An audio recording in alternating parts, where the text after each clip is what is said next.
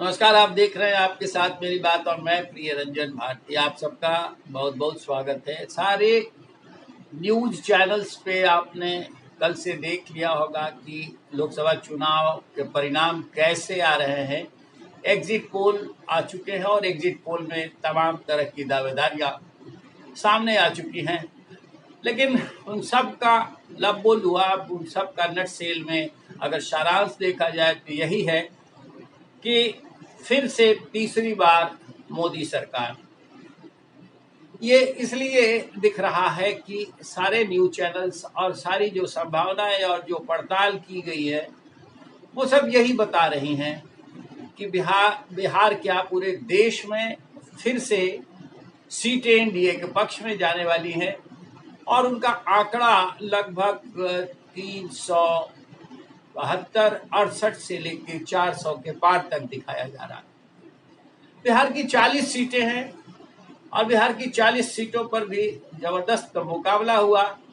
बहुत सारे भाई लोगों ने तरह तरह के कयास लगाए, कहा कि बिल्कुल एनडीए साफ हो रहा है, सुपड़ा साफ हो रहा है।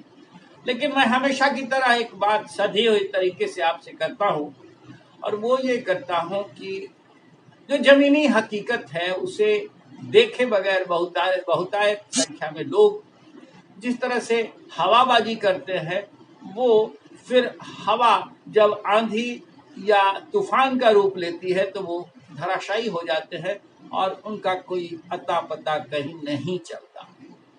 अब एग्जिट पोल आए हैं, कल के बाद परसों यानी मंगलवार को शाम तक सब कुछ स्पष्ट हो जाएगा और बहुत सारे भाई जी लोग जो इस तरह से कयास लगा रहे हैं, मोदी को पता नहीं कहां कहां वो भेज दे रहे हैं, उनकी ध्यान मुद्रा पर जिस तरह से वो प्रतिक्रियाएं दे रहे हैं और तरह तरह के टीका टिप्पणियों से जो सोशल मीडिया को एक तरह से ऐसा बाजार बना दिया है जहां थोड़ी देर के लिए भी रुके रहना बड़ा कठिन हो रहा है, दमघोटू हो रहा है। वैसे में वो 4 जून को जब नतीजे सामने आ जाएंगे तब उनकी दशा क्या होगी, वो कहाँ रहेंगे, इसका अंदाजा आप कर लीजिए। मैं जो एग्जिट पोल, मेरा जो अपना आकलन है वो साफ इस आधार पर है कि जो जमीनी सच्चाई है वो मैं देख रहा हूं। ये सच बात है कि बहुत सारी सीटों पर सर्वेक्षण के लिए मैं नहीं गया, लेकिन आरंभिक तौर पे जो मैंने पड़ताल की है, जो देखा है और जितनी मेरी समझ है उसके आधार पर 2 बातें आप लकीर खींच कर मान लीजिए तो बेहतर होगा।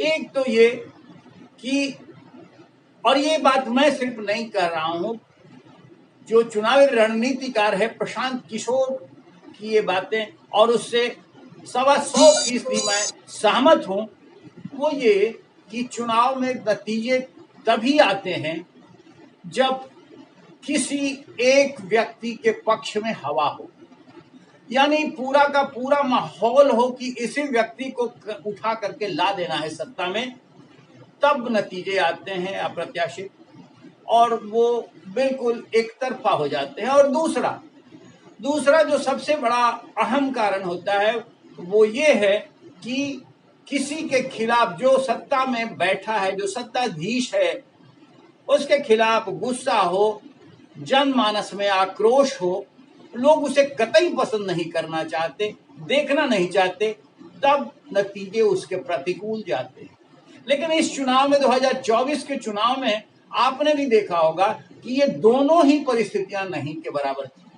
न तो मोदी के खिलाफ गुस्सा था, न तो मोदी के प्रति जनमानस में कोई आक्रोश था और उन्हें सत्ता से च्यूत हटा देने की जिद थी, और न ही कोई ऐसी दीवानगी देखी गई कि किसी राहुल गांधी या किसी और को उठा करके जबरदस्ती प्रधानमंत्री बनवा देना है। ये किसी से कोई फोर्स जैसा काम नहीं कर रहा था और ये सबसे जमीनी हकीकत है। इसी आधार पर चुनाव का विश्लेषण करना बेहद प्रासंगिक होगा और जनता से वो बेईमानी करना जैसा नहीं होगा। लेकिन बिहार है और बिहार में 40 सीटें जो है, बिहार में जातीयता चरम पर होती है और सच कहें तो चुनाव में जाति का जनाघोष बिहार से ही होता है और बिहार से ही ये आहट देश भर में फैली है। कमोबेश सारे राज्यों में अब जाति आधारित राजनीति सर चढ़कर बोल रही है और चुनाव में तो बोलती ही है। इन सब के बावजूद जो जमीनी हकीकत बिहार में दिखी, उन पर एक एक सीट को लेकर मैं आपके सामने समीक्षा करूंगा और उन पर अपनी बात रखूंगा कि वहां का नतीजा क्या होने वाला है। लेकिन मेरा सबसे जो अहम भूमिका मेरी है और जो सबसे अहम बात मेरी है आपके समक्ष, वो ये कि जो सारे राजनीतिक पंडित दावेदारी कर रहे हैं बिहार में कि इस बार 35 या 32 सीटें आएंगी, मैं उनसे अलग हट करके आपसे ये साझा करना चाहता हूं अपनी राय कि ऐसा नहीं होने वाला है। बिहार में जो दशा 2019 के लोकसभा चुनाव में दिखी थी, थोड़ा सा अंतर मुझे दिख रहा है और संभव है कि एक आध सीटें और कम जाए, लेकिन 32 या 35 सीटें मुझे नहीं दिख रही हैं। मुझे दिख रही हैं कमोबेश 37 या 38 सीटें।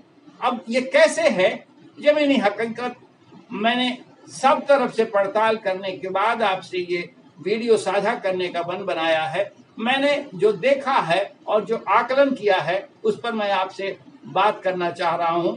औरंगाबाद, गया, नवादा, जमुई, ये 4 सीटें हैं जहां पहले दौर में मतदान हुआ।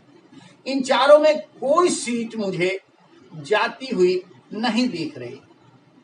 जमुई में चिराग पासवान इस बार नहीं थे, लेकिन उनके बहनोई का मुकाबला आरजेडी प्रत्याशी से जबरदस्त था। एक नारेबाजी में चिराग पासवान के मां को जो गाली दी गई, उससे नक्शा पलट गया और फिर परिणाम जो आएगा वो 4 जून को आपके समक्ष होगा। मैंने कहा कि इन 4 में से कोई सीट मुझे जाती हुई नहीं दिख रही है। दूसरे दौर में आप देखें तो झंझारपुर, सुपौल, अररिया, मधेपुरा, खगड़िया, दरभंगा, इनमें से एक झंझारपुर सीट है जो वीआईपी विकासशील इंसान पार्टी को दी गई है और यहाँ लड़ाई में त्रिकोणात्मक जो दम भर दिया है वो गुलाब यादव आरजेडी के पूर्व प्रत्याशी ने। यहाँ त्रिकोणात्मक लड़ाई हो गई है और वीआईपी ने, विकासशील इंसान पार्टी ने यहाँ जो टोटका खेला है वो जातीय आधार पर उन्होंने प्रत्याशी दिया वैश्य समाज को खुश करने के लिए। तो वहां उनके पाले में वैश्य समुदाय का वोट तो नहीं गया, लेकिन उनके साथ यादव तबका, लगभग यादव वोटर्स 60 से 65% गए हैं। बाकी जातियां एक तरफा वोट करने के लिए उतारू हुई है।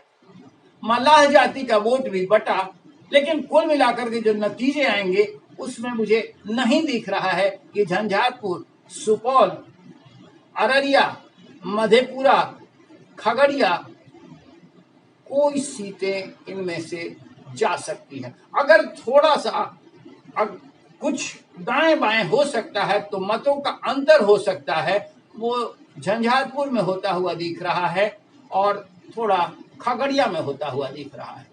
लेकिन ये सारी की सारी सीटें एनडीए के खाते में जाती हुई दिखाई दे रही हैं। अब ये 5 और 4 9 सीटें हो गई। इसके अलावा जो तीसरे दौर का मतदान हुआ है, दरभंगा, उजियारपुर, समस्तीपुर, बेगूसराय और ये दरभंगा, उजियारपुर, समस्तीपुर, बेगूसराय और मुंगेर में लड़ाई कांटे की थी। राष्ट्रीय जनता दल सुप्रीमो लालू प्रसाद यादव ने यहाँ एक प्रयोग किया। अशोक महतो दुर्दांत अपराधी को फटाफट शादी करवाई और धानुक समाज की उनकी पत्नी अनीता देवी को मैदान में उतार दिया। कोशिश ये थी कि इनके बाहुबल का रुतबा चले और जंग जीत जाए। लेकिन फिर दूसरी तरफ आप देखें, मुंगेर में ललन सिंह के पक्ष में अनंत सिंह को किसी कारण से जेल से रिहा किया गया और फिर बाजी पलटती हुई नजर आई। दरभंगा में न तो कोई लड़ाई मुझे खास दिखी है और ना ही उजियारपुर में दिखी है। समस्तीपुर जो कर्पूरी ठाकुर का गृह क्षेत्र है, वहां भी लड़ाई बिल्कुल सधी हुई सी है। बेगूसराय में भी सामने आमने की लड़ाई है और ये नतीजा मुझे कहीं इसमें से होता हुआ नहीं दिख रहा है कि एनडीए कोई सीट लूज करेगी। अब मैं बात करूंगा फिर पांचवें दौर के मतदान, चौथे दौर के, जहां सीतामढ़ी, मधुबनी, मुजफ्फरपुर, सारण और वो हाजीपुर में चुनाव हुए थे। इनमें से कोई एक सीट ऐसी नहीं कही जा सकती है कि एनडीए लूज कर रही हो। मुजफ्फरपुर में जो परिदृश्य बना, डॉक्टर अजय निषाद को टिकट नहीं दिया गया, वो कांग्रेस में चले गए। कांग्रेस में जाने के बाद उनका जनाधार कितना बढ़ा है वो 4 तारीख को पता चल जाएगा। सारण में जिस तरह से रोहिणी आचार्य ने जनमत को जबरन अपने काबू में करने की कोशिश की लालू परिवार ने, उसका असर ये हुआ कि वहां एक जबरदस्त फायरिंग हुई जिसमें 2 बेकसूरों की मौत हो गई है। एक तरह से कहें तो ये आक्रामकता राष्ट्रीय जनता दल की तरफ से ये खींच जैसी थी कि ये सीट लूज करते हुए राष्ट्रीय जनता दल नजर आ रहा है, हारता हुआ दिख रहा है, इसलिए खींच उनकी निकली है और फायरिंग में 2 बेकसूरों की जान चली गई। अभी तो ईवीएम के पट जब खुलेंगे 4 को, तब ये सब कुछ आपके सामने आ जाएगा। लेकिन इसमें से भी मुझे कोई एक सीट हारती हुई नहीं दिख रही है। वाल्मीकि पांचवें दौर में अगर देखता हूं तो वाल्मीकि नगर, पूर्वी चंपारण, पश्चिमी चंपारण, शिवहर, वैशाली, गोपालगंज, महाराजगंज और सिवान में त्रिगुणात्मक लड़ाई शहाबुद्दीन की पत्नी हिना शहाब ने बना दी। गोपालगंज में वीआईपी का कैंडिडेट है। महाराजगंज में जनार्दन सिंह सिग्रीवाल के खिलाफ प्रदेश कांग्रेस अध्यक्ष अखिलेश सिंह के पुत्र पहली बार आकाश सिंह कांग्रेस के टिकट पर उतार दिए गए। शिवहर में चेतन आनंद की माताजी यानी आनंद मोहन की पत्नी लवली आनंद मैदान में है। पूर्वी चंपारण में वीआईपी ने फिर प्रयोग किया, यहाँ एक कुशवाहा समाज के प्रत्याशी को उतारा।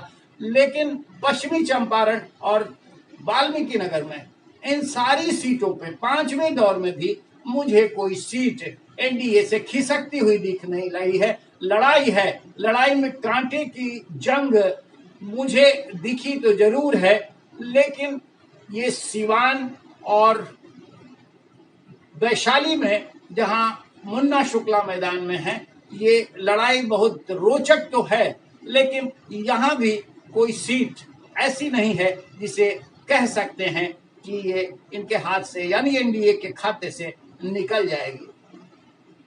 अब रही बात, ये हो सकता है, संभव है कि वैशाली की सीट, और इसके अलावा मैं अगर बात करूं तो दूसरे दौर में जो ऐसे कटिहार और पूर्णिया की बात करूंगा, कटिहार और पूर्णिया में जो चुनाव हुए हैं वहां कांटे का मुकाबला है। कटिहार में तारिक अनवर की इस बार जो एंट्री हुई है चुनाव में, उन्होंने एक पाशा फेंका है कि ये उनका आखिरी चुनाव है।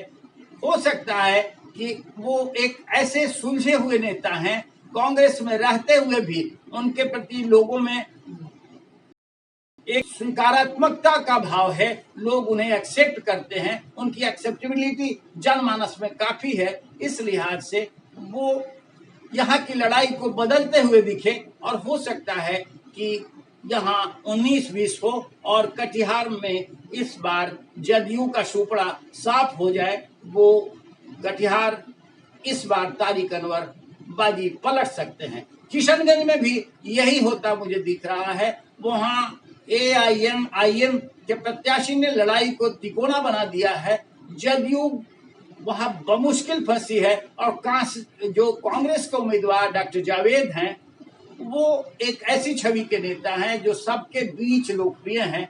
तो यहाँ तिकोनी लड़ाई में AIM जनता दल यू के वोट को ही काटता हुआ नजर आ रहा है। हो सकता है कि ये सीट निकल जाए एनडीए के हाथ से। कटिहार, उसके बाद फिर किशनगंज, ये मुझे दिख रहा है कि जाती हुई सीटें हैं। पूर्णिया में भी खेल हो सकता है, लेकिन ऐसा कहना कठिन है कि ये सीट एनडीए के हाथ से निकल जाएगी। पप्पू यादव क्या गुल खिलाएंगे ये तो सामने आ जाएगा। कितना वोटों का क्षरण किया है उन्होंने आरजेडी का, इस पर ये नतीजा निर्भर करता है। अब आखिरी दौर में जो नालंदा, पटना साहिब, पाटलिपुत्र, बक्सर, आरा, काराकाट, सासाराम और जहानाबाद की सीटों पर कल मतदान हुआ। जैसे सारण में हुआ है, रोहिणी आचार्य की पराजय की पटकथा लिखी गई और हार के डर से जो खीर निकाली है लालू परिवार ने, वैसा ही पाटलिपुत्र में भी हुआ है। मसौड़ी में रामकृपाल यादव के काफिले पर हमला हुआ और ये तभी इस तरह की घटनाएं होती है जब उम्मीदवार उम्मीद खो बैठता है, हार के कगार पर होता है, तब वो आक्रामक हो जाता है, हमलावर हो जाता है। और पाटलिपुत्र में भी तय मानिए कि मीसा भारती तीसरी बार हार की हैट्रिक लिखने जा रही हैं। रामकृपाल यादव के ऊपर हमला होने की बात से ही इसकी पुष्टि हो जा रही है कि इस बार फिर मीसा भारती की पराजय की पटकथा मतदाताओं ने लिख दी है। नालंदा की सीट पर कोई लड़ाई नहीं थी। पटना साहिब सबसे अधिक सुरक्षित सीट मानी गई और इस पर भले ही कम मतदान हुआ हो, लेकिन रविशंकर प्रसाद की जीत तय है। बक्सर में जो लड़ाई देखी गई थी, उस लड़ाई के आधार पर मुझे ये अनुमान हो गया था पहले ही कि यहाँ सुधाकर सिंह बहुत ज्यादा नुकसान कर पाने की स्थिति में नहीं है। उन्हें ददन पहलवान जैसे पुराने विधायक जो मैदान में उतरे हुए, वो भी नुकसान कर रहे हैं और राजपूतानी समाज में उनके पिता जगदानंद सिंह के प्रति नाराजगी, फिर मोदी की गारंटी के चलते इस समाज का बहुसंख्यक वोट सुधाकर सिंह से बिदका हुआ दिखा था, जबकि ब्राह्मण वोटों में भी विखंडन हुआ। इसके बावजूद मोदी की गारंटी और मोदी के प्रति रुझान एक मुश्त होने के कारण जीत मुझे निश्चित दिख रही है भारतीय जनता पार्टी की। आरा में आरके सिंह का भी वैसा ही डंका बजता हुआ दिख रहा था। काराकाट में लड़ाई पवन सिंह ने बड़ी दिलचस्प रोचक बना दी तो है। अब वहां मतदाताओं में जिस तरह से तिकोनी वार हुई है, तिकोनी जंग हुई है, उसका नतीजा ये हो सकता है कि जीत हार का अंतर कम हो जाए। लेकिन मुझे सासाराम की सीट बिल्कुल आसान दिख रही है। तीसरी सीट मुझे जो शंकाग्रस्त कर रही है वो है जहानाबाद में। किंग महेंद्र के भाई वहां भोला सिंह भूमिहार जो नाराज हो गए थे, उनको मनाने के लिए काफी मशक्कत की, गांव गांव जाकर दौरा किया, समझाया बुझाया, लेकिन इसके बावजूद भूमिहार का वोट वहां 4 खानों में बट रहा है। बाकी मतदाताओं के बीच में अगर एकमुश्त वोट पड़ा है तो जहानाबाद की सीट फिर हो सकता है कि वो जदयू के खाते में जाए, लेकिन मुझे ऐसा दिख नहीं रहा है। कुल मिलाकर के 40 में से मुझे सिर्फ 3 सीटें जाती हुई दिखाई दे रही हैं इंडिया फ्रंट के खाते में। चुनाव है, चुनाव में कभी भी कोई परिणति हो सकती है, नतीजों की भविष्यवाणी झूठी हो सकती है और वो थोड़े से अंतर से हो सकता है, लेकिन ये जमीनी हकीकत और जमीनी सच्चाई का वास्ता है। उसके आधार पर मैंने आपसे ये विश्लेषण साझा किया है। मैंने कई तथ्यों का अवलोकन किया और उनका विश्लेषण करने के बाद अपनी बातें आपके सामने रखी हैं, लेकिन इस नतीजे पर पहुंचने के साथ साथ मैं ये भी आपसे कहना चाहूंगा कि ये अनुमान है, पूर्वानुमान है, मेरा आकलन है, नतीजे या भविष्यवाणी नहीं है। अब बचा क्या है? एक दिन बाद 4 जून को परिणाम आपके सामने आ जाएंगे, सब कुछ स्पष्ट हो जाएगा। लेकिन इन सब के पीछे एक बात जो बड़े ध्यान से गौर करने वाली है, जो मैंने शुरू में कहा आपसे कि चुनाव 2 ही चीजों से प्रभावित होता है। एक तो ये कि मतदाताओं में किसी के प्रति गर्मजोशी हो, उनको ले आने की जद्दोजहद हो और दीवानगी हो, और दूसरा कि जो सत्ता में है उसके खिलाफ गुस्सा हो। जैसा कि इंदिरा गांधी के खिलाफ 1977 के 74 के आंदोलन के बाद उपजा था, वो नहीं है मोदी के खिलाफ। और उस तरह से अटल बिहारी वाजपेयी की सरकार बनवाने का भी जादू इस बार नहीं चल रहा है और न ही 2014 का जादू चल रहा। लेकिन मोदी के खिलाफ गुस्सा नहीं है और मोदी के खिलाफ कोई दूसरा ऐसा ठोस विकल्प भी नहीं है जिसे लेकर लोग सत्ता में ला देने की जिद कर रहे हों। इसके आधार पर ही चुनाव का विश्लेषण होना चाहिए और मैंने भी किया है। बाकी अब आप सबके सामने 4 जून की तस्वीर स्पष्ट हो जाएगी, फिर देखते हैं क्या सच निकलता है, कितना झूठ सामने आता है और कितना सच।